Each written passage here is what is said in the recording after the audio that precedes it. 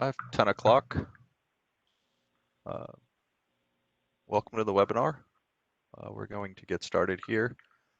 I'm going to have Clark Morrison from North Carolina DOT is going to start the webinar, and let's get started. Clark? Okay, thanks, voter. This is Clark Morrison with North Carolina DOT and the chair of the Pavement ME Design Task Force. I'd like to welcome you all to our first webinar of this fiscal year on getting started with local calibration of Pavement ME design. The presenters today will be Voter Brink and Harold Von Quintus of ARA. And please note that the presentation will be available for viewing later on the ME Design Resource website, which you can see listed here. Next slide. Yeah. And some housekeeping issues. Your phones and other audio devices are being muted. Please post your questions in the Q&A box. This can be accessed by clicking on the WebEx Q&A button. The presenters will answer all questions at the end of the webinar as time permits, and questions that are not answered because of time will be responded to separately. Next. This is the Pavement ME Task Force, which provides guidance and oversight on the development and support of the software. And I just will note some new members, Hari Nair of Virginia DOT, Dulce Feldman of California DOT, Kumar Dave of Indiana DOT, and we have a new liaison to the Transportation Association of Canada, Suzanne Chan. Next. This is the first of 4 webinars planned for this fiscal year. The next one will be 2 weeks from today on using the calibration assistance tool. In February, we have a webinar planned on using the back calculation tool, and there should be one more webinar that the topic and time will be determined soon. So keep an eye out for that. And with that, again, welcome to the webinar, and I'll turn it over to our presenters. Great. Thanks, Clark. So as we typically start with these webinars, we're going to do a quick poll. And just to start the webinar off, Chad, can you open the first poll, please?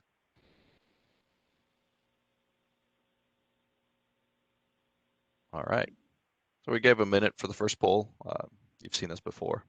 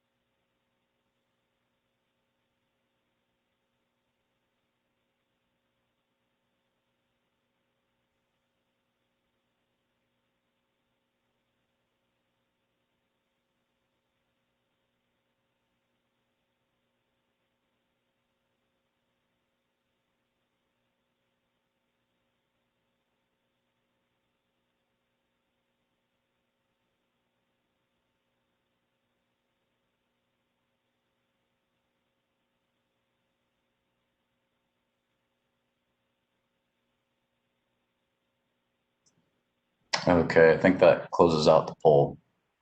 Okay. That sounds good. Thanks, Chad.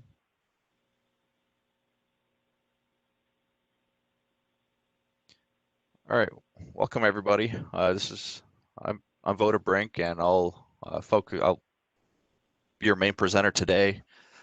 We have Harold Von Quintus that will also be monitoring the chat or the question and answer, and also add additional items as we go through the presentation today. Some prerequisites for this webinar. It is recommended that you do have prior experience using Pavement ME Design. If you also attended or reviewed past webinars, and that you are familiar with or review the AASHTO guide for local calibration of the pavement ME design and the manual of practice. These resources are very helpful when going through today's webinar, because we're going to focus on key items that you need to address before you start the local calibration.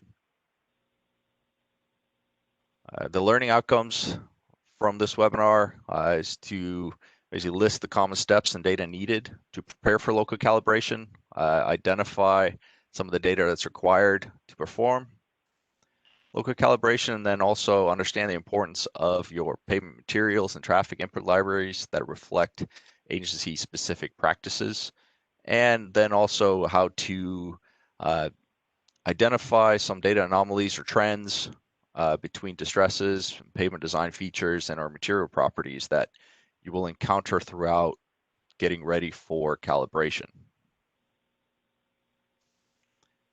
Today's outline, we'll first start with a brief introduction. We will then review some of the items related to design practices, what things you should look for, review some of the data that's needed for calibration. This will include input data, measured distress data, and then go over a brief review process for identifying and selecting your pavement sections that are appropriate for your local conditions. And then lastly, I'll go through a quick summary of what we went through today. I do want to remind and announce that this webinar does not go into detail on performing the local calibration. It is only focused on getting ready for calibration. The next webinar will go into the actual number crunching of running the calibration assistance tool and the decisions that we make or that you need to make while you're going through that process. But today's webinar is only focusing on getting ready. All right. Without any further items, let's get started. So the first, I want to give a quick background of kind of what is local calibration, why it's important, and then where to start. So all of these items will be covered in a little bit more detail later. But so first is, what is local calibration? It consists of reviewing your design practices and comparing them to pavement ME design. Do the predictions reflect what you see in the road, on your roadways? And it also consists of adjusting or refining your model coefficients to reflect your observed performance. It is also the process of refining. You want to improve the prediction capabilities for your agency by using your input data that reflects your design practices, your own construction materials, what you typically use, your site conditions, your traffic loading conditions and observations, your local climate, and then also your observed and measured performance. Let's see. So what local calibration is not just a mathematical exercise, but is a broader application of implementing pavement ME and the ME-PDG methodology as a whole. So there are several items that you need to address that will help significantly in that calibration process. And these can include a detailed review of your agency-specific design practices and comparing them to what is available or what is required by the ME-PDG manual of practice and the whole ME design philosophy. You also need to, are the predicted distresses reflective of what you see on your roadways? This includes how you measure your roadway conditions, how you establish design thresholds, what maintenance preservation policies are in place. Once all of this has been reviewed, You have all your represented field sections, then you can start adjusting or refining those model coefficients to improve your prediction capabilities to reflect your local, what you see on your roadways.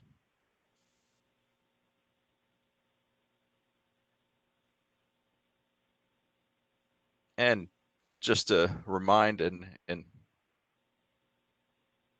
reiterate, local calibration is not just about crunching the numbers.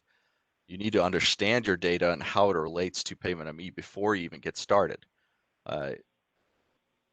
You also need to know if you only start with default lab-derived values or pavement ME design level 3 inputs, what does that mean?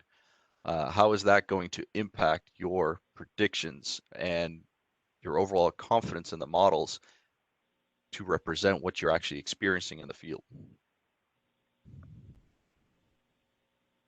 And the main item of why it's important, you want to be able to have confidence in the prediction models and how they predict what you're seeing in the field. A calibrated model should be capable of accurately predicting that field performance so that you can make decisions on your design, adjust your design practices if needed, and then also using your local materials, practices, and site conditions can result in better pavement performance and hopefully reduce the possibility of over/under designed roadways.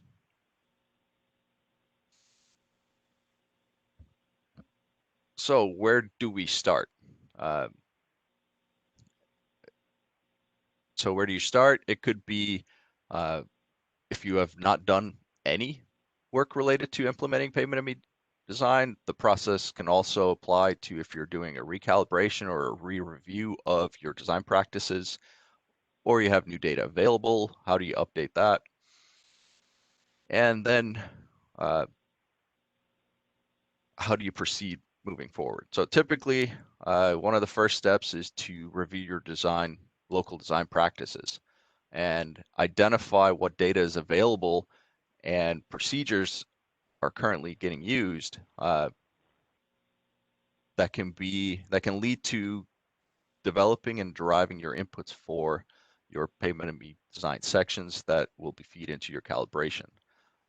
Some of these examples for your different data sources or where you might find all this information is in past material characterization research studies performed by different agencies or performed by your agency, your historical construction records, plans, lab testing, any historical traffic data.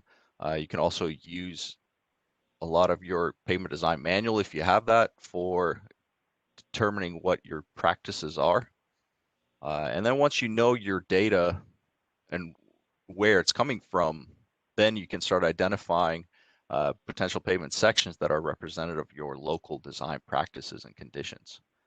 And what we'll go into for the remainder of this presentation, we'll dive a little deeper into each one and what you might experience during that process. Some of the recurring themes that you will see throughout this presentation is that a lot of this is based on knowing your data and knowing what you can use where. And I'm also going to stress a lot of the input compatibility between what you have locally or that you use in your agency from a day-to-day practice and how that compares to what is required by pavement ME. And you'll also have to make your decisions based on what you do on a day-to-day basis. And tying these together will really help with the overall calibration process and making sure that you can get the best or the most representative calibration.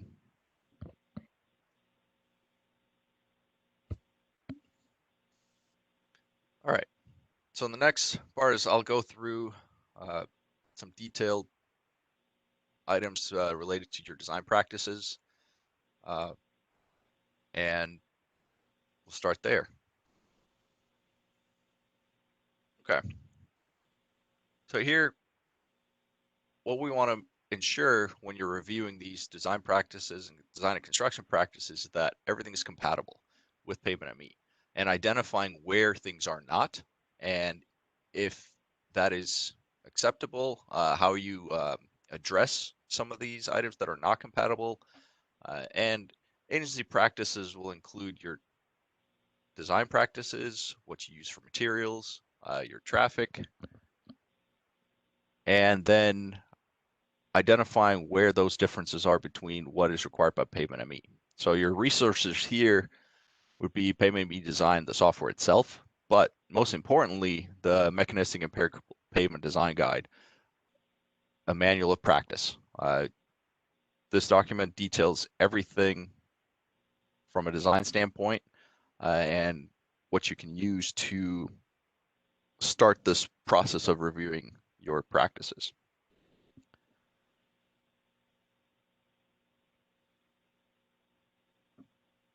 And what this exercise will help you with is identify those gaps and how you can improve upon them and fill those in.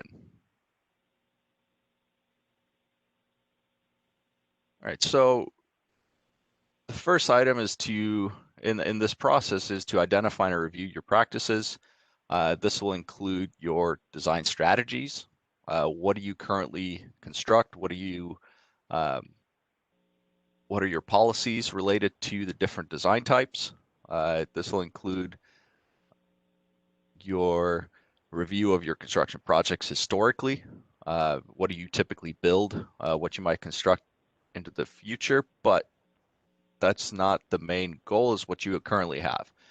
Do you have a database of all the different strategies in your design, in your pavement design manual? What about the LTPP sections in your state? Do those actually reflect your local practices? Are your typical design strategies included in Pavement ME? What layers do you require, and what can be built and modeled within Pavement ME design? Some of these examples for design strategies would be jointed plain concrete pavement, CRCP, new conventional asphalt pavements, semi-rigid, full depth AC, and also what rehabilitation strategies are constructed in your agency. AC overlays, PCC overlays, are those available in Pavement ME? And then other items include your expected design life. This is typically an agency policy type decision. What are the design lives that you've used? Does it vary based on roadway types, functional class, specific regions? What are you seeing in the field? Do you typically see your pavements exceed or fall short of the design life? And these can impact what sections you have available and can use for local calibration. Do you have different policies for your or specific criteria for your functional roadway classes? Do you only have you have different traffic requirements for different roadway classes? You want to be able to capture all of your design policies as part of identifying, selecting your pavement section, so that the models can accurately represent and predict the stress and performance for the different types of designs that you are constructing. Some region-specific policies could include, like, your design roadways based on your different climate regions, your available materials such as your aggregate sources, your binder sources, any of those items that may impact the actual items that impact your predicted or your actual measured performance that you see in the roadway.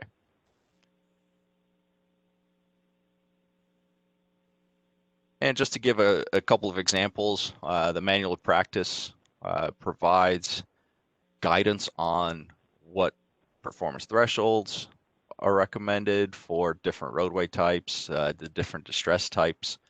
And this is something you want to compare based on what you see in your data. It also shows here the different layer structures that is available in Pavement ME. These are for new design. of both flexible and rigid. And then rigid would include both JPCP, CRCP. And it's just to show the illustration of what is the capabilities of the software that you can compare your items to and what your design practices. Now, from a rehabilitation, maintenance, and preservation standpoint, this is important for selecting those sections as well. Some of the items that you will want to consider or look at is what are your definitions of each of these items. These can be different depending on where you are, and are those definitions and what you're constructing compatible with Pavement ME. Also, what performance criteria are in place that triggers these maintenance events, rehabilitation or preservation events. What impacts your measured distress? Because if you have a specific trigger, is it a functional or a structural fix or trigger? Do you have a defined maintenance or preservation strategy policy for your agency where you perform for all asphalt pavements, at year 5, you do a diamond grind or you micro mill at 10 years or do a mill and fill overlay. These items are important when identifying your sections so that you can calibrate towards and include those sections to calibrate and have the models account for these different items based on your policy. And then these policies can have basically an impact on the sections you have available for selection. Sometimes they can limit it. It might exclude certain projects, but it's still important to ensure that you know what your practices are for these and how it may implicate your calibration. And here's just an example of the rehab strategies that are in Pavement ME design.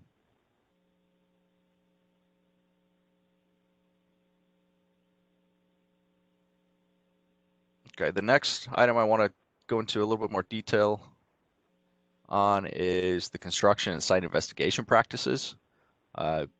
Documenting these items before you start with Pavement or with the local calibration process is important because it can help you identify what data do you collect currently and is readily available. What's new design, what design, the design phase, during the design phase, the construction phase, what forensic investigations do you do? Or do you take cores during construction? Do you take cores at a later date? What site investigations are you doing? Do you perform DCP? Do you do any CBR testing on the subgrade? Do you do detailed resilient modulus testing? What protocols do you use throughout your agency? And how does that compare to Pavement ME? Are they compatible? And what data is available? And if they are not compatible, so it's a good overview of your practices and what you can use what existing information that you have that can be directly used in Pavement ME. So some of the data available for characterizing your pavement sections would be basically your soil and aggregate materials testing, your PCC and AC materials testing, structural layer thicknesses. How do you get that information? Do you verify those structural layer thicknesses with cores? What about non-destructive testing? How does that compare? And what data can be used? And as an example, I took this directly from the manual practice, and it's basically to show, so for new HMA, your measured properties that you can have is dynamic modulus, your tensile strength, your creep compliance, Poisson's ratio, effective asphalt content. air voids, aggregate specific gravity, all of these inputs are needed for pavement ME, and they do have a corresponding test, standardized test. And now we want to compare, what are your local test protocols? Do you actually perform these? If you do not, what can you use? Do you use general software defaults? Do you use level 3 agency or global values that are representative? All of this have an impact on your predicted performance and the importance of your local calibration and how accurate you can represent that. I did see a chat item that some people lost audio. Harold, Chad, am I still good? I can still hear you fine, Voter. Okay, good. And this is just one example. For new HMA, the manual practice actually goes into detail for every input that is required. And knowing what you have versus what is required is an important finding and moving forward for implementation.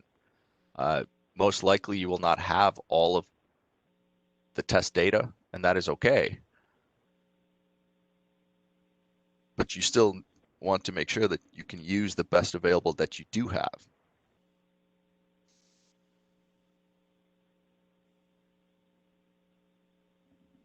All right, for site conditions, what type of site conditions are important? How do you characterize that your roadway? There's non-destructive testing like FWD. Do you have back calculated layer moduli?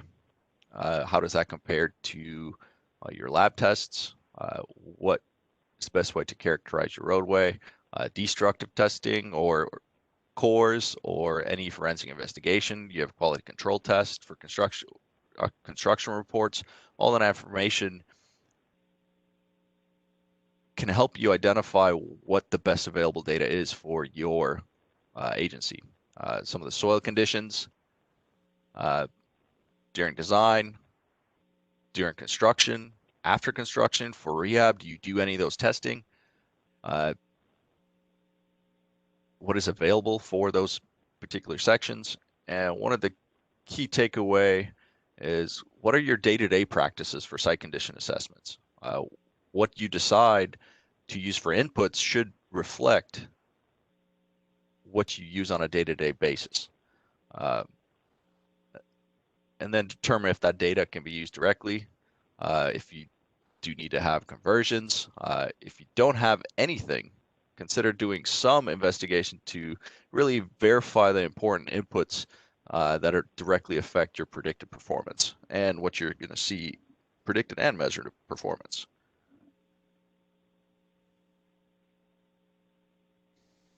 And just like I mentioned, you want to focus on your day-to-day practices.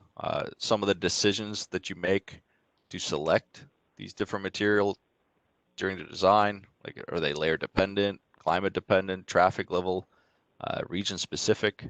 And it's really important to know your practices and data. I can't stress that enough, because it'll help you select your pavement sections based on what you are constructing and using, and you do, and to avoid selecting projects that only reflect a small part of what your practices are. And your projects should be selected to reflect what you build. You want to include a range of mixtures and materials that are typically used. But you need to know what you have available before you can select those sections. You want to avoid going back through this whole process to repopulate additional sections. And knowing your input compatibility is important, especially when you want to use your different design or if you have a library that you want to use, materials, traffic, whatever it is, and then also when you should use level 1 versus 3, or what is your best available, because you can actually build in a bias if you don't carefully select your pavement sections.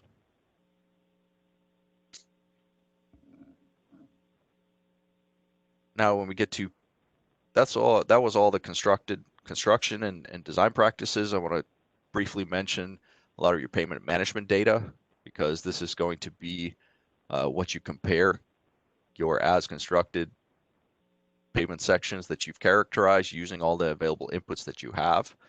And now you want to compare or identify those pavement sections or all of your distress data for these different pavement sections. So first is knowing what you have in your pavement management data and distress and performance. What is your procedures and methods? What is your frequency of data collection? Do you collect it on an annual basis, every other year of your network?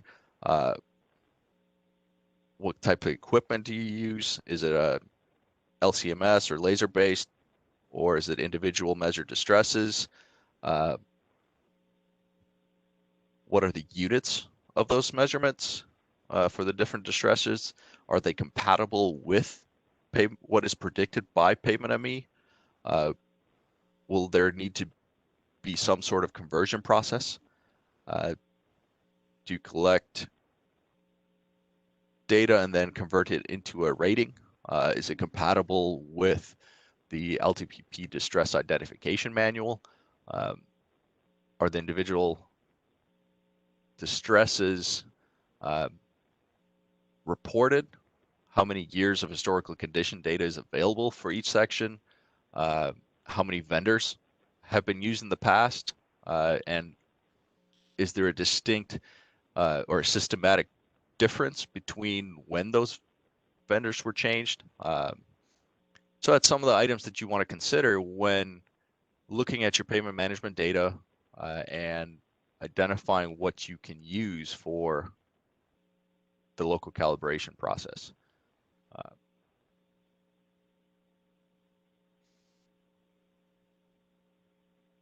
And then to kind of summarize the key points of this first section is you really need to know your design practices and day-to-day procedures, because what should go into your pay or local calibration section or local calibration in general, it needs to reflect what you actually do on a day-to-day process.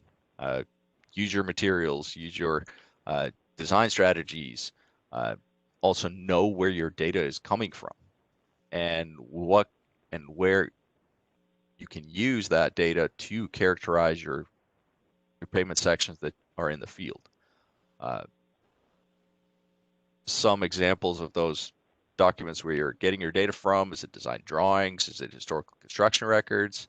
Your forensic investigations, site condition testing, research studies? What is your confidence in the accuracy of each one of those? And does the information accurately reflect what is constructed in the field? And all of this can be used to establish what your overall inference space is that reflect your overall design practices. And what the main outcome of this is to document and knowing what you have available is important. And you can base your decisions on that for your sampling matrix that represents the important design aspects that reflect your design and your practices. And to give an example of a few design matrices, basically it can capture your different thicknesses. If you have a policy on your base, your subgrade types. Do you think what you include as your primary and secondary factors will impact the actual predicted distress, and measure what you see in the field? and it's a way to capture your entire design process for the important items, such as mostly your subgrade type or subgrade conditions, different thickness levels, and so forth. And the local calibration guide document is a great reference to go through how do you select your different factors? What is important to your agency? What are your experience with your pavement sections and what you're seeing in the roadway is, and that comes into play when you are trying to represent your entire design process within the framework of pavement ME design. I'm gonna reach out to Harold. Harold, do you have any items that you would like to add? Not at this time. I was answering some questions, so I wasn't so much focusing directly on what you were saying now. But I think on the experimental matrix, the one thing we want to kind of emphasize is that these, the sampling matrix can get out of hand fairly quickly if you're trying to consider all potential factors. So I think that both for asphalt and concrete, what we always need to consider is what typically can be explained with the Pavement ME methodology and what may not be adequately explained by the Pavement ME methodology, and those parameters would need to be considered, quote, separately.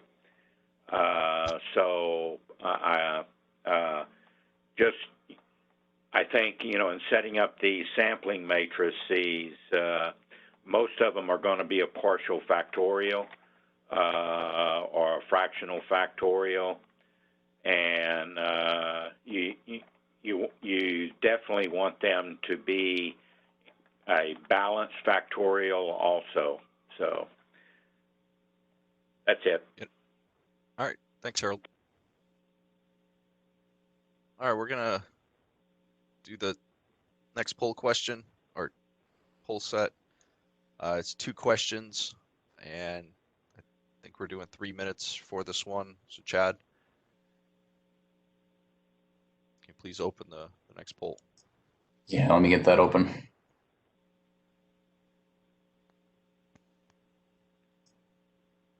Okay, that should be open now. Yep, thank you.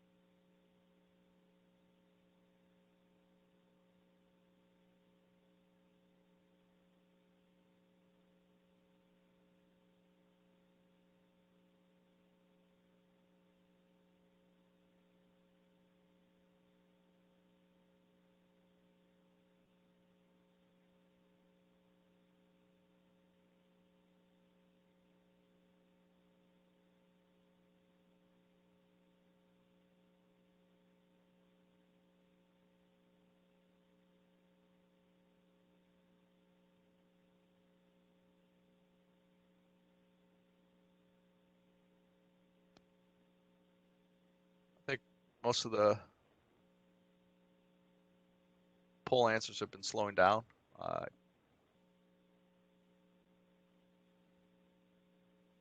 think Chad, maybe in 30 seconds or so, we'll probably close it. Okay, we'll give them another 30 seconds here.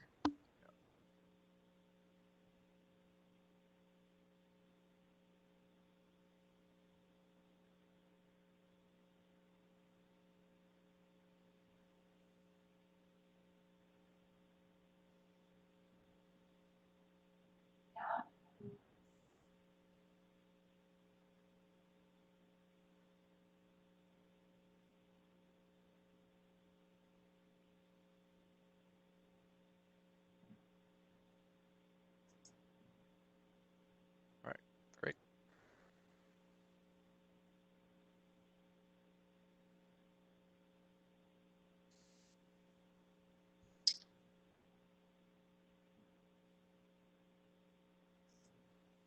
All right. So now that we're done with the review of design practices and outlining some of the items to consider, wanted to go through reviewing your data that is needed for local calibration.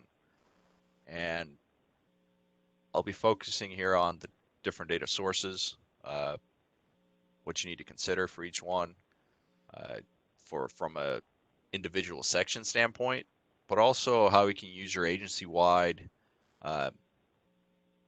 information to guide your decisions for identifying and using your local data in the calibration process and in future design once you have performed your local calibration. So from an individual pavement section standpoint, the main input items are your traffic data. Where do you get your traffic information? What about your structural layer properties, your different thicknesses, what your construction history is of a particular section, what was done over time, what your climatic inputs are. Have you performed your field and lab testing for a particular site? Can that information be used? What about your measured distresses? Your alligator cracking, rutting, fatigue, thermal cracking, all of that information. What needs to be converted based on what you have available and what you have identified during your process for reviewing your design practices and how it's compatible with Pavement ME. So first I want to go through selecting your inputs, what your possible data sources are, and then also when deciding on your level of effort to obtain inputs, what you need to consider. So for possible data sources, I have on here from what we've used in the past. Some of these include your design drawings, information you can get from those drawings, historical construction records, your field investigation and testing, and your research studies. Each one of these may have a different level of confidence. For example, does your design drawings represent what was constructed in the field? That is something that you'll have to verify. Or your historical construction records. Does that represent what's in the field? What you want to focus on is how do you accurately characterize your pavement section within Pavement ME. So some of the questions that you want to ask yourself is, what are the actual layer thicknesses? What are your loading conditions? Because these are important. Your material properties, your dynamic modulus, resilient modulus, modular rupture. Is this data I'm using specific to this project, or is it an average value or region specific, or is it the default that comes in the Pavement ME? When you're selecting a data source or values, you want to focus on the importance of the input variable. What is going to affect your overall predictions? What do you see from a measure standpoint? You want to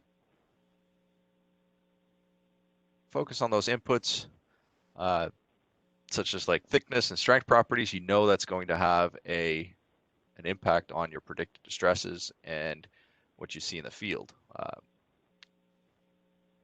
And then others that do not have a very large impact or is not as sensitive, you can then decide if using the statewide average values or defaults are appropriate. And focusing on the most important variable will really guide you to allocate your resources effectively. So maybe you don't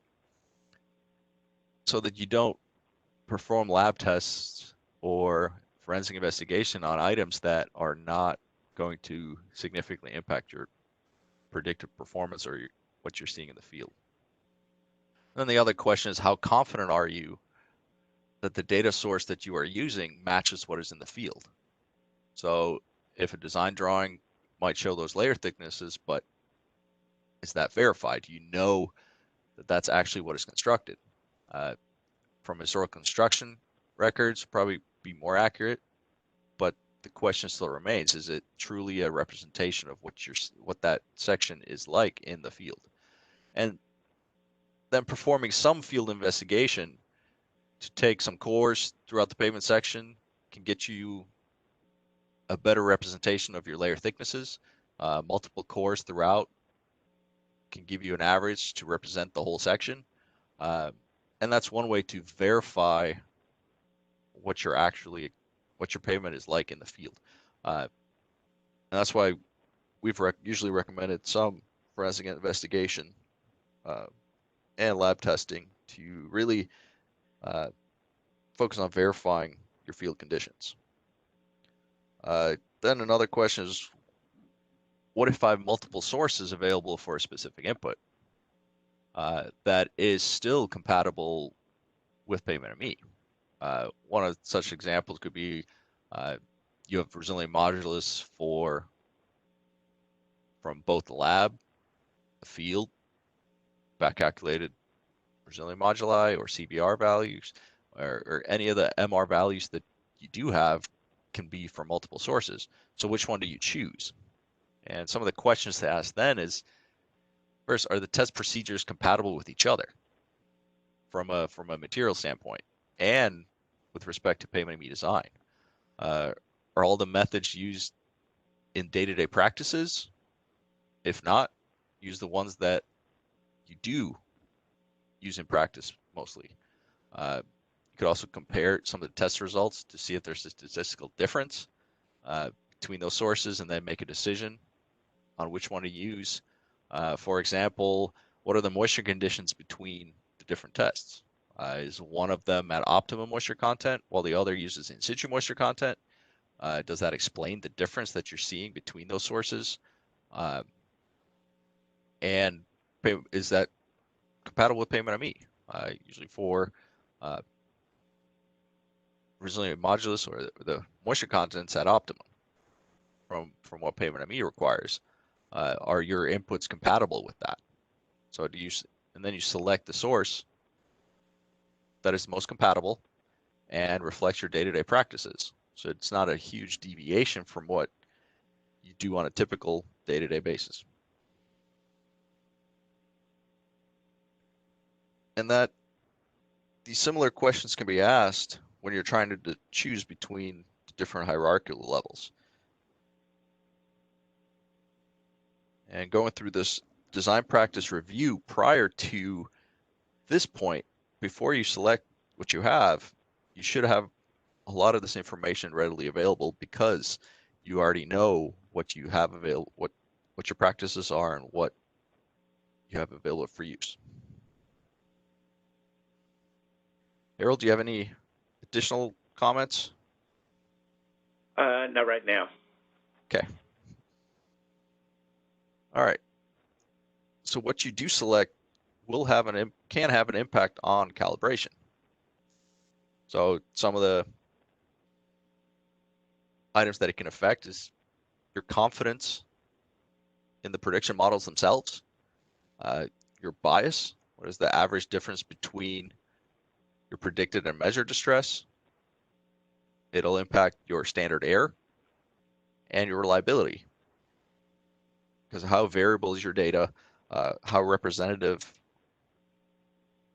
are they compared to field, what you're actually experiencing in the field. You may unknowingly introduce a systematic bias if you don't consider your input variables carefully or your input data sources carefully. And it all comes down to the compatibility between what you have available and what is used in Pavement ME. So I'm going to go through some examples. One of them is resilient modulus versus CBR, R-value, DCP relationships. Pavement ME has some of these built in. Does that built-in relationship apply to your conditions, or do you recalculate or create your own or use your own data to come up with the compatibility of the resilient modulus versus CBR R-value? Question comes into play here again with the optimum moisture content versus in situ moisture content. Back calculated moduli versus lab test moduli. Do you have a conversion factor that you need to derive? From a asphalt standpoint, your effective binder content by volume is the input in Pavement ME. Does your database for binder content, is it represented by weight? Similar for air voids, is it Pavement ME requires the as constructed air voids versus say the design air voids? And then know which inputs Pavement ME design cannot account for directly, which you may need some additional calculations outside of Pavement ME to establish what that input will be. Some of these can include that you need to determine your initial AADT. So you don't have what you initial AADT originally for when that pavement was constructed. So there's ways to backcast that information based on your historical data that you have collected. This example here kind of shows you your historical versus monitoring data. This is for an LTBP section. You might not have monitoring data available, so you would focus on the historical data. And this just comes back to input compatibility. What is your as construct, especially for calibration, what is your as constructed inputs? The next one would be determine your initial air voids. So if you've taken a core a couple years down the road and enter that value, your air voids can be significantly different, and that'll impact your predicted performance. So what we've done in the past is backcast an air voids at the time of construction. Now, if you have that information available, you should use it, but sometimes you do not.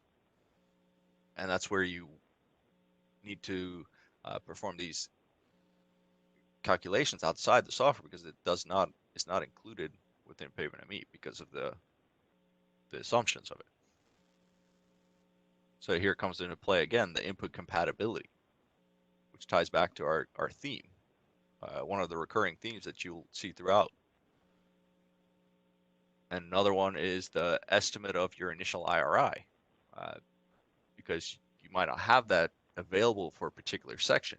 So here you could use the historical IRI data from your payment management data and then backcast an initial IRI and also account for the different distresses, because that will have an impact on what value you use.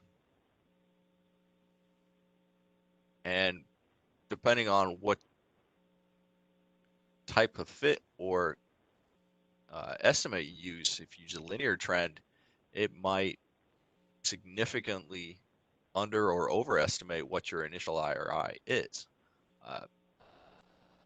And it all depends on what you have available and how that is compatible with Pavement ME.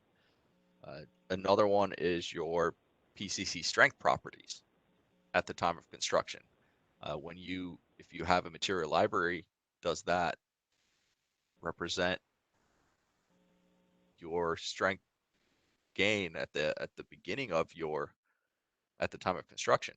So you can backcast your compressor strength values that you enter based on what you have collected in the lab or tested. And the most important thing is to make sure that you can represent the inputs represent the as constructed values, so that Pavement ME can then predict pavement performance using those inputs and then compare it to your measured distress. And you don't want to necessarily so if you use your inputs from your lab or when it was taken a core later on, say a couple years down the road, if you use those values, it may overestimate what your early age strength gain is. So that's why the input compatibility is so important.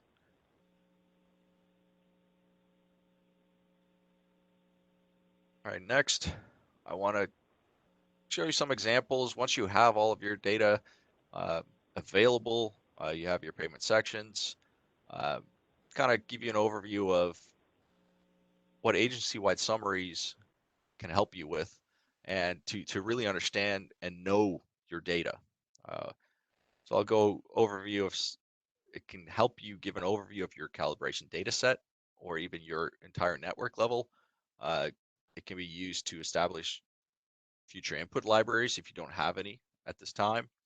It can help you identify the gaps in some of your inputs, and then also revise, could be used to make some revisions to your design practices if needed, depending on what you have available. We usually display these or perform some distributions between what you have available. So this can include for every input, your effective asphalt content by volume, air voids. You can actually compare different air voids versus your effective binder content and separating out by different mixes, different pavement types, and you can see if there's a trend or differences that can be explained by these different items and inputs. So for one, it'll give you also the range of inputs, range of the input values that you have available.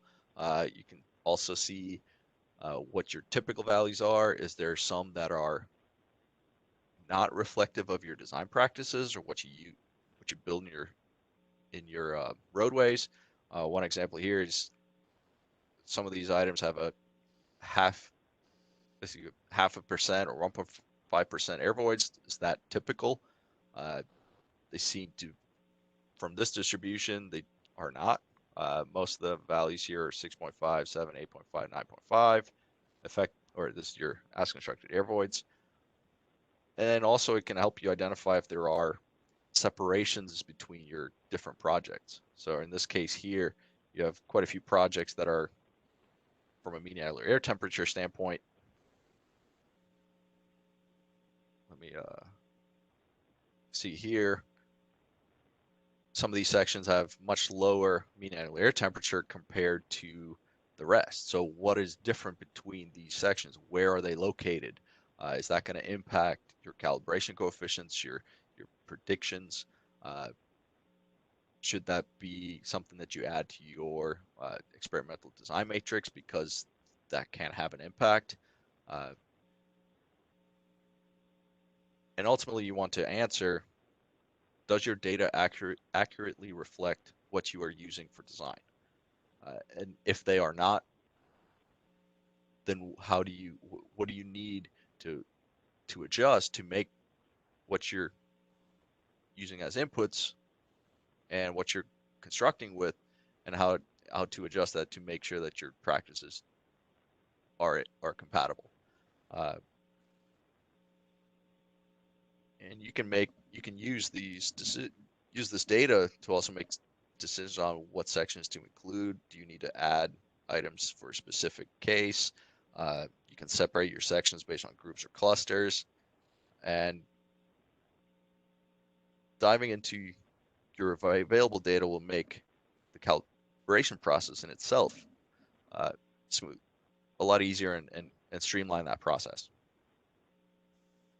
So another example is your pavement age distribution. So out of your pavement sections that you have available, what is the maximum age for different sections? So are all of your pavement sections pretty early on in their design life? Are they more towards the end of your design life? Where does your design threshold coincide with what your actual pavement ages are? Ideally you want to have a good distribution of pavement age across your different design types, your different pavement sections, so that you don't build in a systematic bias. If all of your sections are only 5 years old, you might not be able to capture what that pavement is going to experience later on in life. So you really want to make sure that you can capture the early, the mid, and the end of life distress behavior. So for rutting, you'll have early on, you'll have some increased rate of permanent deformation, and then it will typically plateau out for a while. And then there's the tertiary stage for asphalt rutting. Same thing for bottom up fatigue cracking. There's alligator cracking. It's going to take some time to propagate from the bottom of the asphalt layer all the way to the top. So you'll see for alligator cracking, you might have minimal distresses at the early age, compared to when it actually you see it on the field, at the surface. All right. Now, similar distributions are derived or determined for the distresses.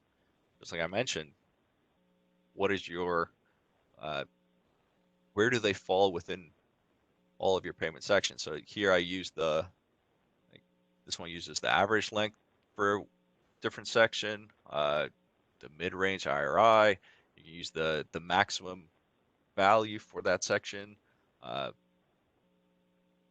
your average values. You can establish your overall ranges, and you need to compare these distributions to your threshold criteria to see if you do actually capture the end of life behavior. Only calibrating your pavement sections to low distress values can result in a biased calibration.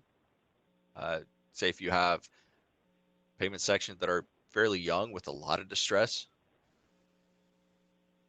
what you derive for your calibration coefficients may bias your results for the pavement sections that do not. So you'll have an overestimation of your predicted distress because of what you calibrated to, and that is what you want to avoid.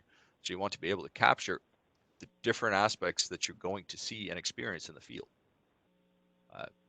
And you will most likely have different criteria for different distresses just based on how those values propagate and accumulate over time.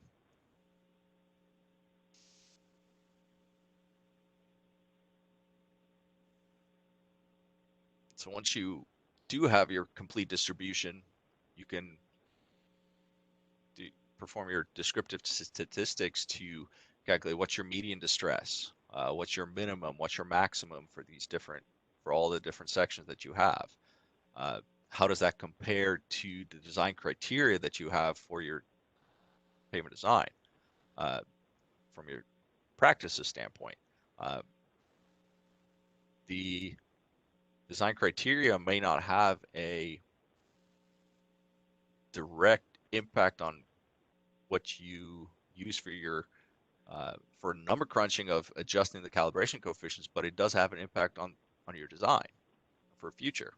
So you can use your data to establish what those thresholds should be for different roadways, different distress types, and use it to make informed decisions. And that's where some of these items come in to compare. It's to review what you have available and how that can, and how the calibration can impact your future designs and your design practices and policies.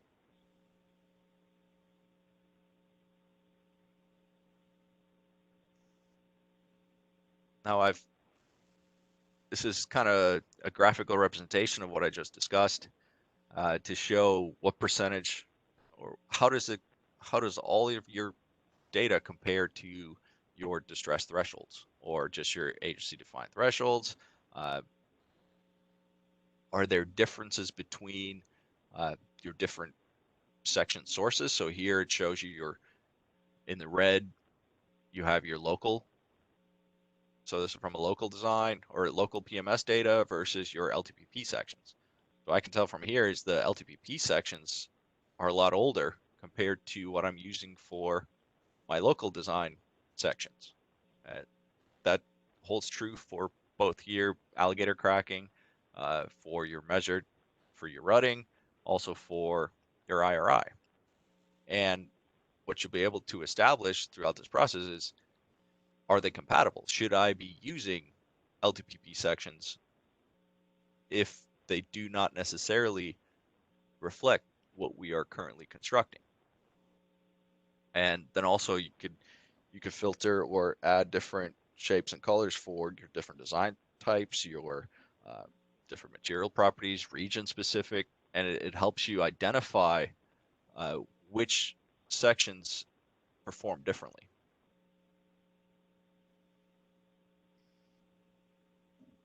And ultimately here, you can also see that some pavement sections exceed the threshold, especially for bottom out fatigue cracking. Within 5 years, they are above the 25% or 15% limit for this graph.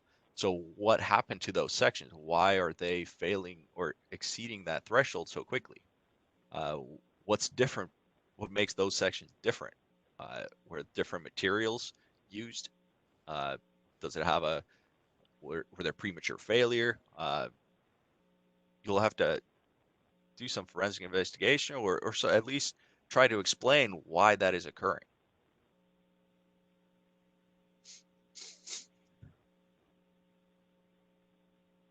Let's see. Okay. Now I want to quickly address what types of variability you're going to see when you are going through all of your data, especially from a measured distress standpoint, from your PMS, from LTPP.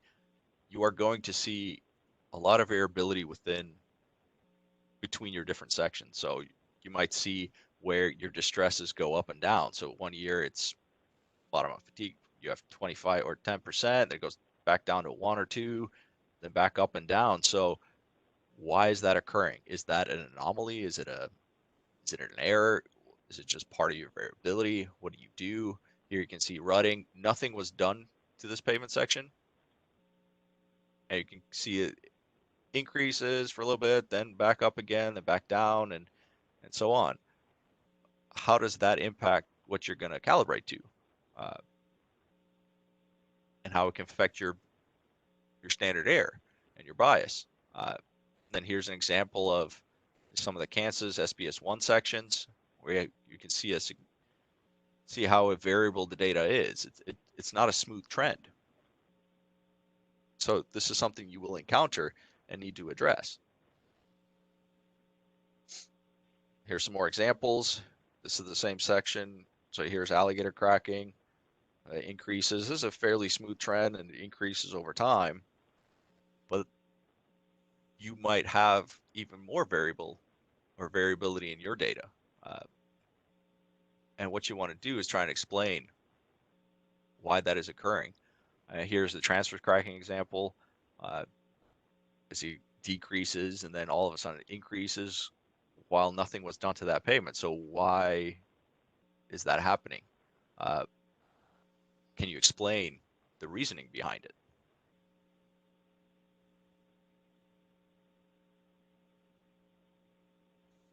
So next, once you do have that distress variability, what do you do? So questions you want to answer is, can you explain that variability? Is there something in the inputs or something within inputs or site conditions or items that is not necessarily accounted for in pavement ME that can explain why that pavement is performing that way? Then is it an actual anomaly? Is it an outlier? Is it an error? And what do you do with those items? So what is questions that you'll have to ask? What is different between this section and others? Was it built using older design specifications? I mean, that could be an issue. Was it a measurement error for a particular year? Did you have a vendor change in PMS data collection that could explain some of this? If you can't explain why, then you can determine if it will bias your predictions. And one thing you do not want to do is arbitrarily remove data just to smooth the trends, because that is going to negatively affect your standard error. It's going to give you a lower standard error than what you're actually going to experience, which may impact your reliability. So you might over or under design your roadways because of this smoothing. And one of the largest sources of variability is in the measured distress data. So you do want to capture what you're experiencing and account for that using the standard error. And then it applies to your reliability so that it accounts for what you're experiencing and what your field measured performance is showing you.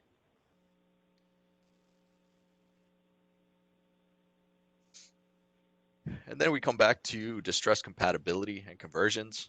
You will most likely need to convert some of your distresses depending on how you collect your data. It has to be compatible. So for pavement ME design, you want to make sure your units, your distress definitions, your LTPP distress manual is compatible with what you're using. So, and it comes back to just your compatibility between inputs, measurements, everything. Do you collect your data as part of a rating or index? How is that going to impact what you have available? Do you have individual distresses available? And then even within that, this shows some examples of where it could be different. So sometimes you have your thermal cracking. How does, say you have your PMS data for the LTPP sections. So how does that compare historically? Is it compatible? So for instance, here from a PMS routing standpoint, it is in different intervals or a weighted interval. How do you get back to an individual measurement that is required by pavement ME? And how can this impact the calibration? It could bias your results, especially if the inputs are not compatible. You'll have a larger standard error, which means you'll have a larger reliability, and which could lead to over designing or having thicker pavements than you may need. But it all depends on what you have available and how do you compare that. So some of the key points from this is you really need to know your data. Knowing what you have available, what to choose, your input compatibility, input variability needs to be accounted for, and your measure distress variability as well. And I can't stress enough to use the manual practice and local calibration guide as a reference during this whole process. The local calibration guide goes through some examples to how to go through, basically select your sections, but also address some of the variability items, explaining what's an anomaly, what's not, and when not to exclude different data. All right, the last section I'll go through is some of the items for identifying and selecting pavement sections. But first, Harold, did you have anything specific that you wanted to add that I missed or not? I'd say go ahead. Okay. All right, so next one is just identifying, selecting your sections. For this section, I'm going to assume that you have all your data that's needed. You've reviewed your design practices. You know where everything's coming from, and your sources have been selected based on what you have best available for each input variable. I would go through some typical selection guidance and getting ready to use the calibration assistance tool. So first, the majority of the work for selecting your sections have already been done. So you've reviewed your design practices. You know which ones are compatible with Pavement ME. You have your input data available. Your messenger stress data is available. Now it's looking at the actual sections that need to be selected. So this will include some of the criteria for selecting your sections. It should be representative of your design practices and what is constructed using or what is designed in Pavement ME. You should try and select sections with the least amount of structural layers. Select sections that exhibit multiple distresses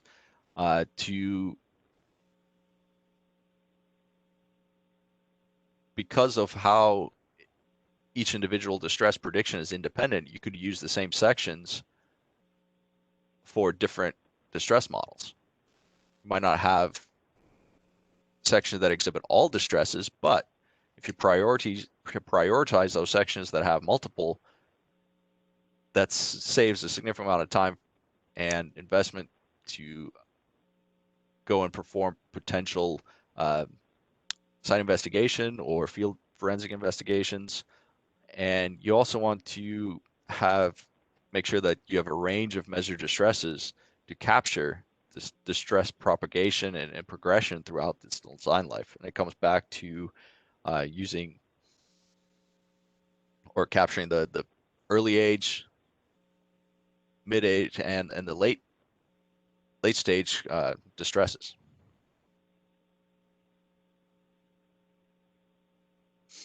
And you also want to make sure you select pavement sections with and without overlays, because if you have distress data, measured distress data for the original new construct project, then you can actually also use those inputs for when you do construct the overlay, because the existing pavement now is already characterized and you have all the inputs necessary, and now it's just adding the new layer on top of it, or however what practices you use for your overlay design. You want to also try and include some sections with non-conventional mixtures or layers to see if there's a difference in your bias, and if they perform differently. Do you need different calibration coefficients for these different mixtures, or non-conventional values? You also want to consider the number of condition surveys for each project. You do want to have at least more than 3, preferably 5 or more distress points for calibration to try and capture the entire design life. And then you want sections that are typically at least 7 to 10 years since original construction. I know that's not always possible, but try to see which sections you do have that represent these conditions, because then you can really start capturing the full progression of distress over time. And it can help with preventing any skewed results or biased calibrations. And some other key takeaways from this is you can use the sampling matrix or populate the sampling matrix for these different sections. You can, as you populate the different names of, or basically IDs for the different sections, to see where they fall within the matrix, and then you can decide which ones to select. Definitely want to try and have similar number of sections in each cell, as Harold mentioned about a balanced design. Because if you have 100 or 30 sections within one cell, that is of course going to dictate what your actual design or your calibration is going to be. And then also you need to do a detailed distress review for each section once you have selected them, and then make some preliminary selections and move, and then decide and start populating the different inputs and data for each section. You can focus first on using the best available input data, which you already established during the design practice review and data availability. You can also consider doing some additional lab and field investigations for the most important inputs to verify that what you have in your input database is compatible and representative of what is actually constructed in the field. Then you create your Pavement ME design input files using all that information, and only at that time, that's when you can upload those input files and the measured data associated with each project to the calibration assistance tool.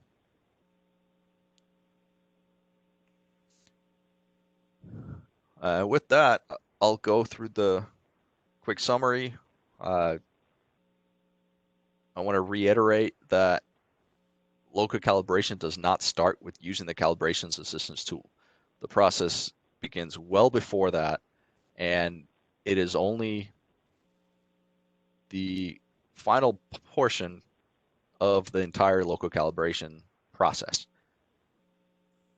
And I want to reiterate, you have to know your data and what you have available and how that is compatible with what's required by Pavement ME in order to have a successful local calibration where your data or your design practices are captured within Pavement ME and the measured and predicted distresses. And the calibrated models are only as good as the input data that are used. That's the main focus. If you don't have good quality, don't have representative data, your models are not going to be able to capture what you're seeing in the field.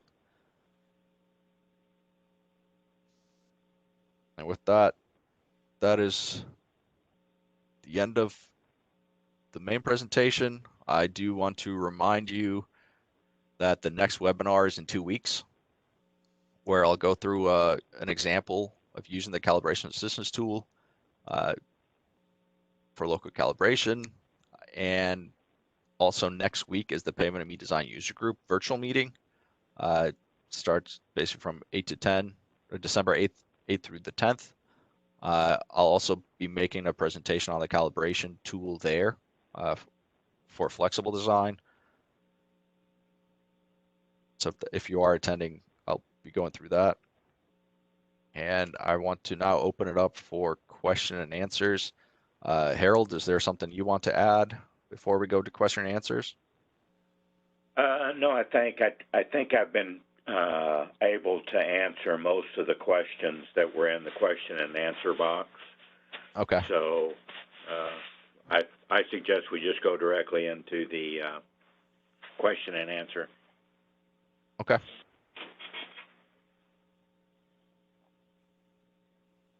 All right. Clark, do you want to go through some of the ones that you've seen? I haven't looked at any of them. Just kind of had it blocked.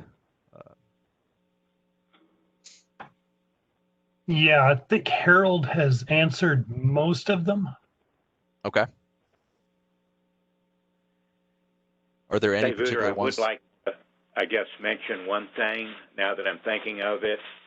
And I think you may have covered a little of this up front, and there were a couple of questions. And this all comes back to the laboratory-derived performance properties in Pavement ME. I want to kind of remind all the participants that when the earlier versions of Pavement ME software and when it was originally calibrated under the NCHRP projects, the 137A as well as the 140D for the earlier versions, that calibration did not separate laboratory derived values from the field shift or the calibration values. They were combined into one number. In version, I think it was 2.5 or so in 2018, when Pavement ME was recalibrated during that time for the flexible. This only has to do with the flexible pavement design strategies. We separated out the laboratory derived from the field shift values. And so those represent two different values. And so using the calibration values from earlier versions would definitely not apply to the calibration values in version 2.5 and later versions. So I want to make sure everyone understands or remind them of that. And that was done because there are many agencies, I shouldn't say many, I'm going to say some agencies, when they were doing their calibration, they were actually doing the laboratory test on their, let's say, more standardized mixes. And I'm going to mention some of them, Wisconsin, I think Georgia, Colorado. There's about a half a dozen that actually measured those in the lab. So the question was, how do we use that data? And you really couldn't use it until the laboratory derived and the field shift values were separated, which was done in 2.5.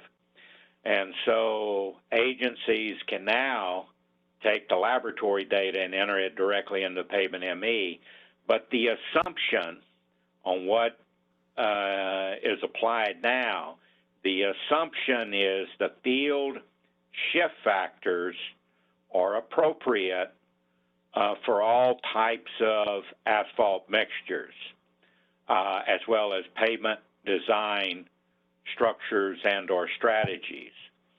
And so obviously that should be verified down the road by the agency, but those laboratory derived values, the K values for rutting, the K values for fatigue cracking predominantly, can now be entered, directly into Pavement ME.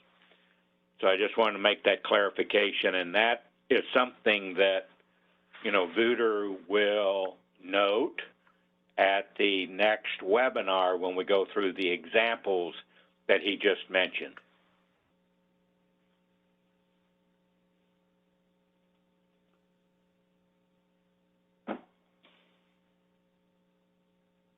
Go ahead, Vooter. Sure. All right. Well, are there specific? We do have a few more questions if you want to hear those. Sure. So I'm seeing one, why does PMED use effective asphalt content by volume instead of weight? And how can we get the value of the effective asphalt content by volume? Do you want me to handle that one, Vitter? Yeah, sure. Okay. Yeah, one of the, within the NCHRP 137H study, from which Pavement ME originally came from, one of the requirements of the NCHRP panel was that the development team, University of Maryland, ARA, University of Arizona, that development team was required to basically use off-the-shelf information and or products that had already been done. And so the research team decided to use the Asphalt Institute transfer function for fatigue cracking. That transfer function used or is based on percent asphalt, effective asphalt content by volume. So that meant that that was one of the inputs required for predicting fatigue cracking. However, that is also, I think that was a very good and appropriate decision because effective asphalt content by volume really takes into account only the quote free or effective asphalt content that is available for binding the asphalt, the aggregate particles together, and excludes the portion of asphalt that's absorbed into the asphalt. So in my opinion, that was a good and correct decision to use or to go with. It is difficult because, as most know, total percent asphalt by weight is what's typically recorded and measured on most construction projects. In terms of how do you determine the second part of that question, how do you get or calculate effective asphalt content? If you've got the, the bulk specific gravity of the asphalt mix, the maximum specific gravity, and the specific gravity of the aggregates, you can easily calculate it. The calculation equations are in the NCAT textbook. They're in most textbooks regarding the asphalt, regarding asphalt itself. And the Asphalt Institute and I think NCAT has summary calculations. They're for calculating effective asphalt content by volume, given the specific gravities of the asphalt and or the aggregate and the mix itself. So it's a relatively easy calculation. All of the NHI courses also go through those volumetric calculations, and they're available from many different sources. I'll turn it back to Clark. There is one question on use of field moisture. Use of field moisture content versus using optimum moisture content. I guess that would be for aggregate-based courses and subgrades. Right. I'll go ahead and answer it. And you need to be, Wouter mentioned this, and this is input compatibility. And it's not just for the unbound layers. It would be for many inputs in the Pavement ME program. You have to be very careful ensuring that you have input compatibility. So for the moisture content specific to this question, this depends on how the resilient modulus is being determined. If you're entering resilient modulus from a laboratory measured value, or if you're entering resilient modulus from the back calculated values from deflection testing, the moisture content and density, dry density, represented of that moisture content needs to be entered. Whatever condition the samples or the in-place materials when it was determined, those in-place values are specimen-specific moisture content and dry density needs to be entered to be compatible with the resilient modulus that you're entering. Now, if you're going with input level 3 and you're using the values for resilient modulus that are representative of soil classification, aggregate bases, those were derived from optimum conditions, so you would have to enter the optimum water content, maximum dry density for each soil classification itself. So whatever values or however you're entering resilient modulus, back calculation, laboratory derived, or the default soil classifications, the water content, dry density needs to be compatible with the way that resilient modulus was measured.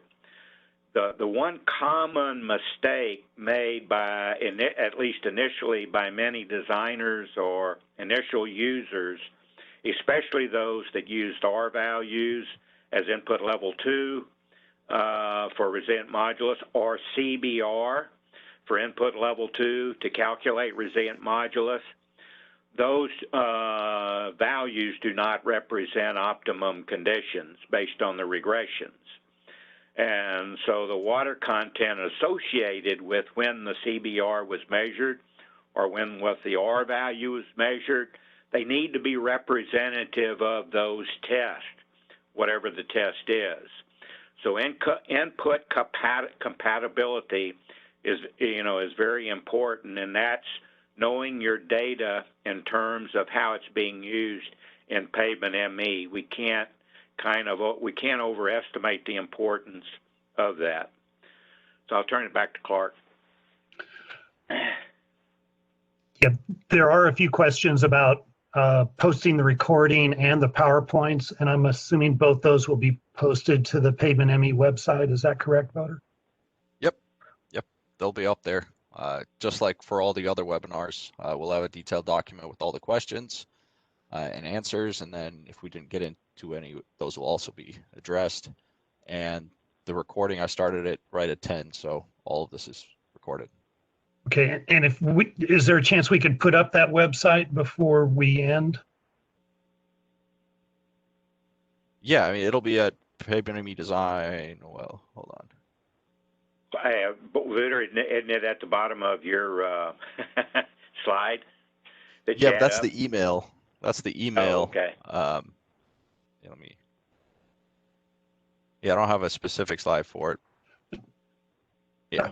I thought I saw it there at the end on left side about the middle. On this one? No, back where you were. Right below my name, really. Yep.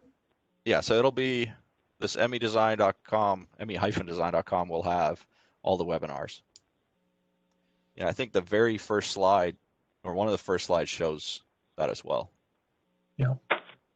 And I'm seeing one more question. I'm not sure I understand, but it says, would you please clarify field calibration? There is not any lab test inputs, right? How to get dynamic modulus?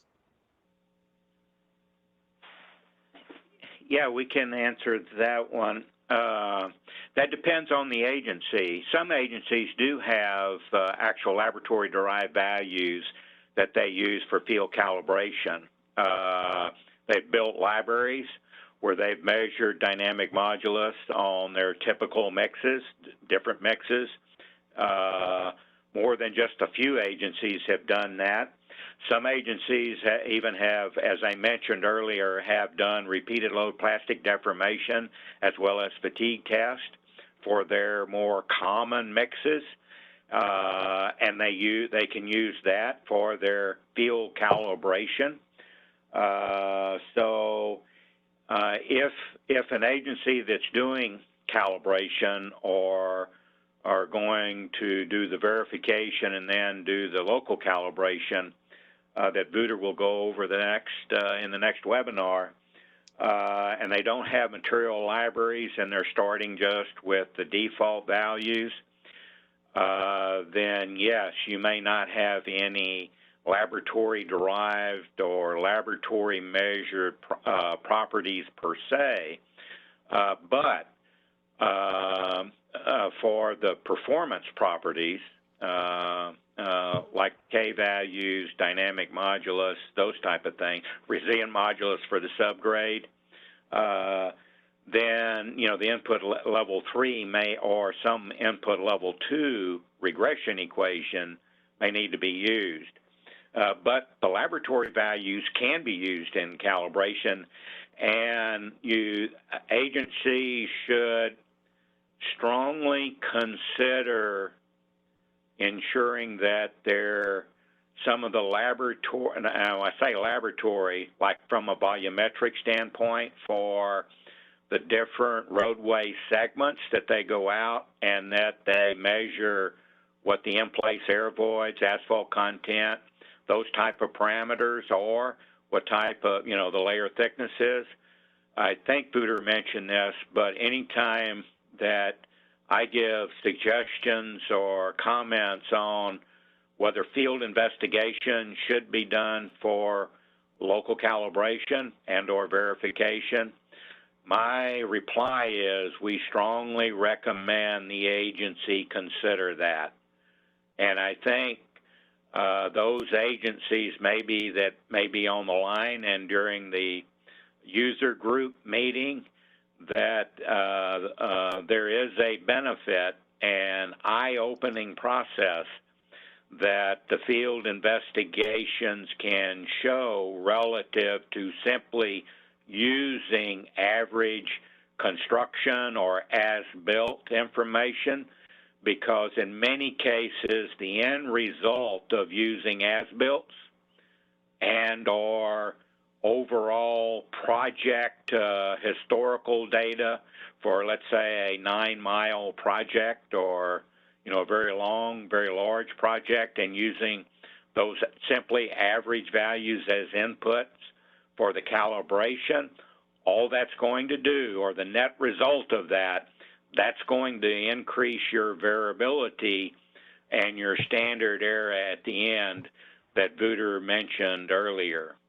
And that can be one item that I think we may speak to that in 2 weeks. So we strongly, or I strongly ensure that the agencies think about the positive or advantages of using field investigations so that you have your laboratory-derived properties for specific test sections. I'll turn it back to you, Clark.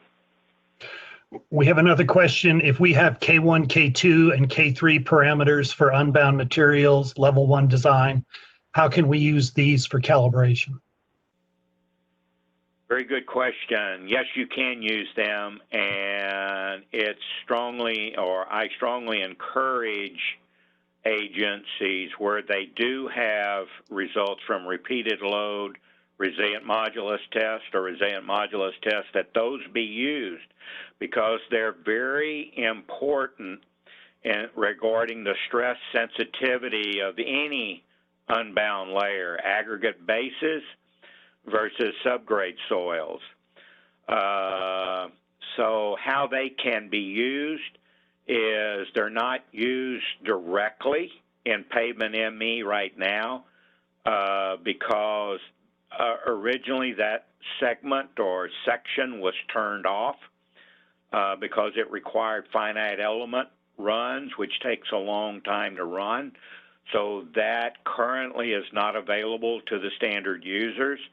However, you can go through a stress sensitivity analysis and use K1, K2, K3, or other constitutive equations that the users may be more comfortable with for unbound layers, and define what that design resilient modulus is using the K1, K2, K3 or values and determining the input on resilient modulus that's used for calibration as well as design.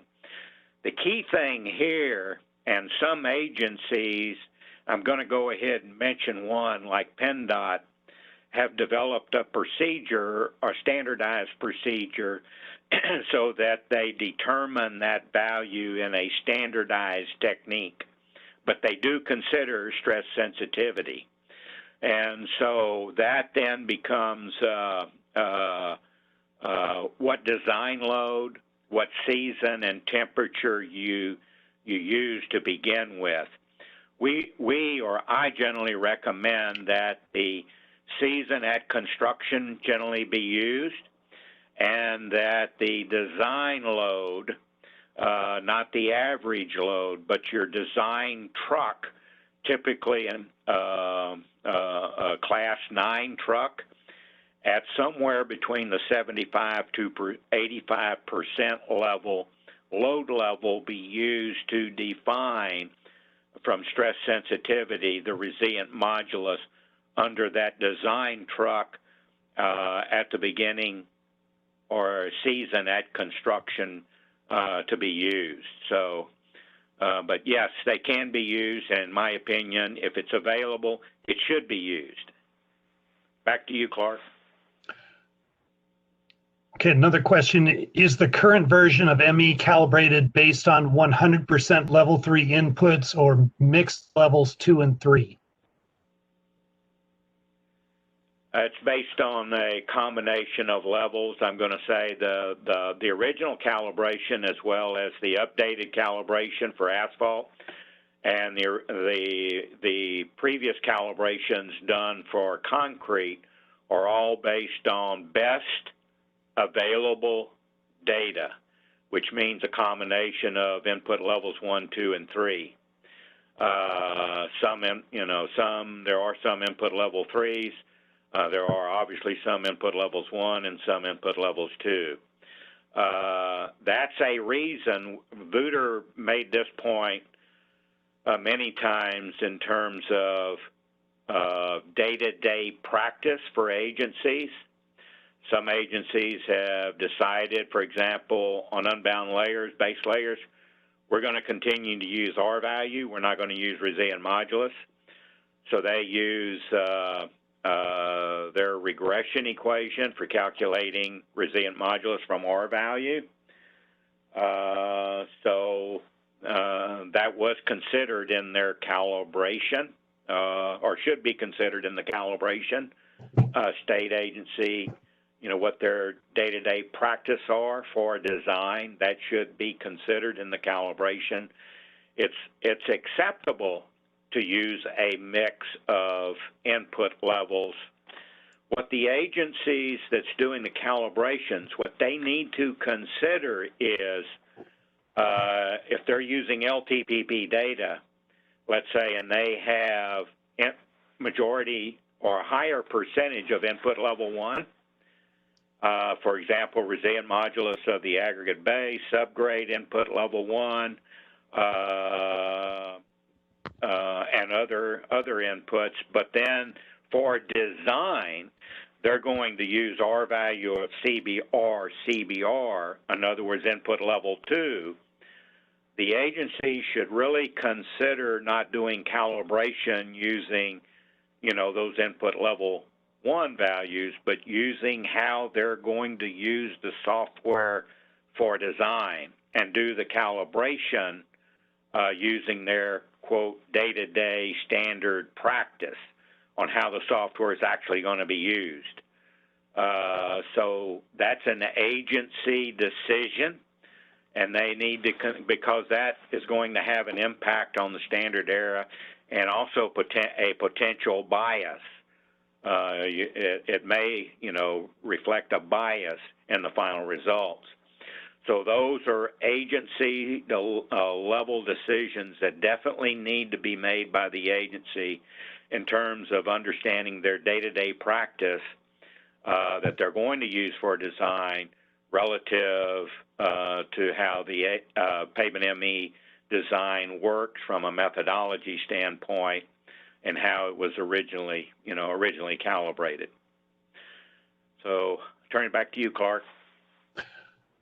Okay, we have another question. The calibration is done for historical climate data. Any plan for use of projected data?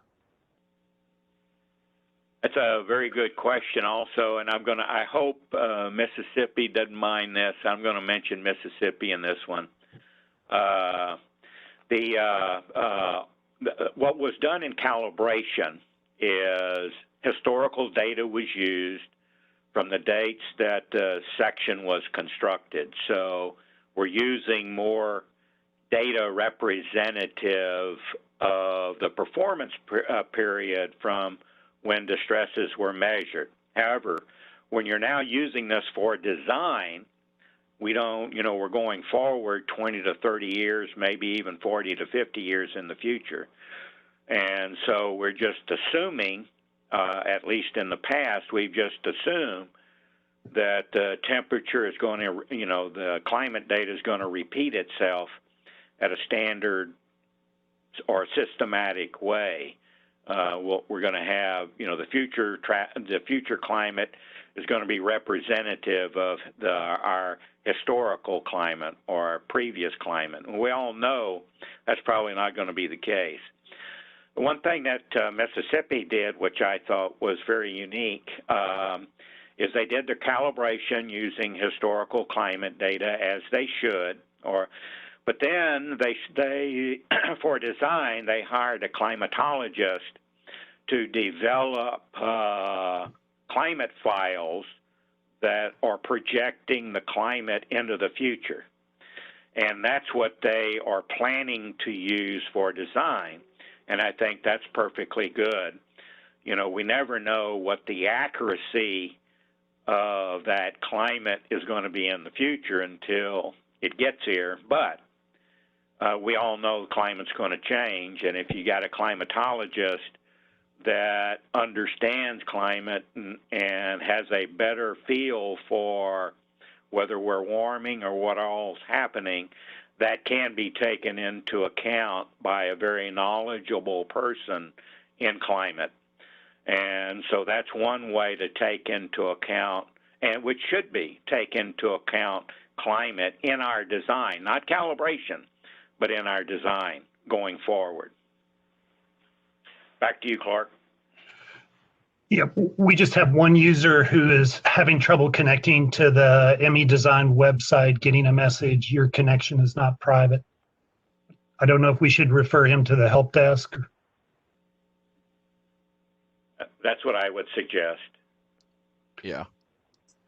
That's a TLS error issue, Clark. There should be like a little advanced button or a little expansion button on the lower left of that page that they can click on and said proceed anyway. Okay.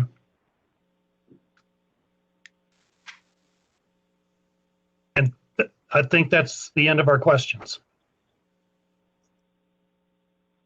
Great.